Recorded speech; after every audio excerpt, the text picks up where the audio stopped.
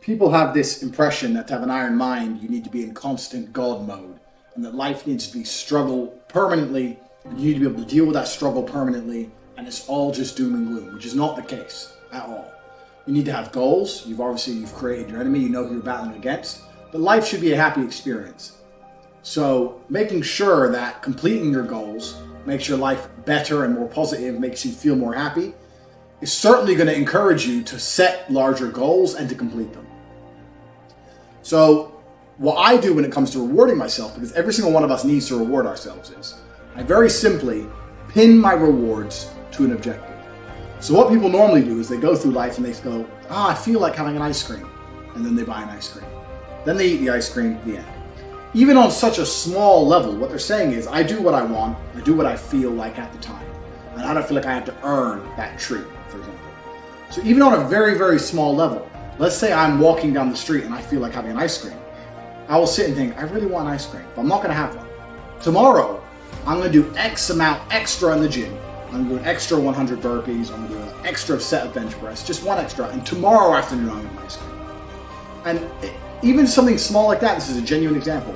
You spend the whole day thinking about ice cream. You end up anticipating ice cream, getting excited for ice cream. You go to the gym, you do extra, you earn the ice cream. And then, you know what the crazy thing is? The ice cream tastes better after going through that process than if I would have just bought it when I kind of wanted one the first time. And it's the same with absolutely everything. If I had some money in my bank and I decided to buy a Lambo, sure, it'd be a fun, happy day. But if I set myself a series of objectives I had to complete first, not even just to be able to afford the Lambo. Sure, you can say once I make X amount of money, I'm going to treat myself to this. That's fine. But you can also pin to a bunch of other objectives. So I had the money for a Lambo, but I wouldn't allow myself to buy one until I completed other things. In the gym, for example. Gym is the one I use all the time. If I want to do something which I know is stupid, but makes me happy, like booze, like eat some bad food, like buy something I shouldn't buy, etc., I make myself work for it. And I do that to alleviate the guilt of having it, because what's going to happen is, if you've done the first two parts of this correctly and you understand the enemy you're combating, you're going to know that that person doesn't give in to those kind of desires, doesn't give in to urges. If he wants ice cream, he just goes without. Well, that's who you're battling against. But it's fine for you to have an ice cream because you're going to work extra hard. So the next thing you need to do is you need to put together a list of objectives. You need two lists. You need a list of things you can already do and afford, and a list of things you can't do and afford. So the first list, things you can do and afford, you need to sit there and think, even basic shit, junk food. I want to have a cheat day of junk food. To allow myself to have that cheat day of junk food on the 7th day of the week, on the 6 days of the week, I'm going to get up at 6 o'clock, I'm going to go to the gym, and I'm going to train for an hour and a half. I'm not going to leave the gym until 7:30. I'm going to be there at 6 o'clock every day.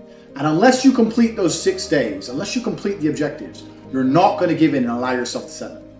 And I'm telling you, the 7th day, if you finally do complete the objectives and then you're sitting there eating the junk food, it will be so much better once you've earned it. The greatest thing about this is the reward is actually better. Not only do you work harder, but the reward is so much better knowing you worked for it. So that's one example, junk food, for example. Or let's say you want new shoes. Basic shit. All the shit you're doing anyway now without thinking. You go to a mall, you'll buy yourself something. You'll want it for 10 minutes. By the time you get home and take out the bag, you don't want it. That's because you haven't trained yourself to earn it. You're going to be a happier person when you look at something you want and go, all right, I'm going to come back and get that in 2 days. And the next 2 days, I'm going to do X. And you're going to do that X that you don't want to do. It's going to be difficult, and you're going to achieve it. And then you're going to get what you want. And you're going to be happier that you got the thing. That's the first thing. And the second thing is, all these small little objectives, these small little missions you're setting yourself are going to compound. Especially when it comes to physical fitness. Physical fitness is the easiest one. Because you can say, I'll do 500 press-ups and then I'm there. Done. So this list of things you can already easily afford, you're going to do, you're going to write it out, and you're going to set an objective for each one. So if right now you're thinking of going on holiday, you need to set an objective for completing that holiday. If you want to have a day of junk food, if you want to buy something cheap, etc., etc. That's the first list. The second list is a list of things you cannot yet afford, or things you do not yet have. And that's very easy, because what you're doing is the punishment or the mission you're trying to complete is actually necessary. It's vital to having the objective. So if you want a Ferrari, you write down Ferrari, well then you have to make the money first, don't you? Of course. If you want to have a six-pack, well then you've got to do the work. A separate list of things with the objectives yet to be completed, which you will need to finish before you can even purchase them. So you have two lists. Things you can do right now, and you're going to delay gratification on purpose to train your mind to earn things.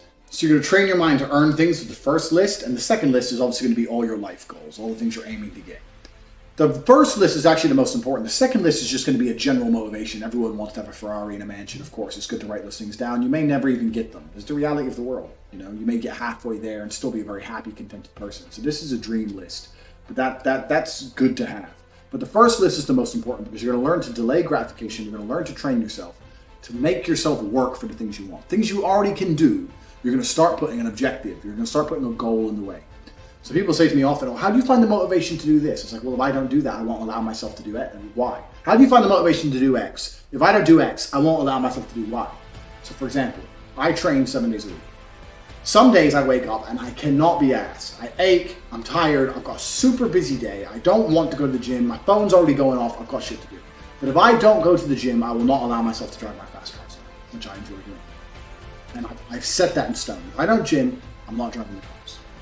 So I'll end up, you know what, well, fuck it, the Lambo's looking nice, it's sunny.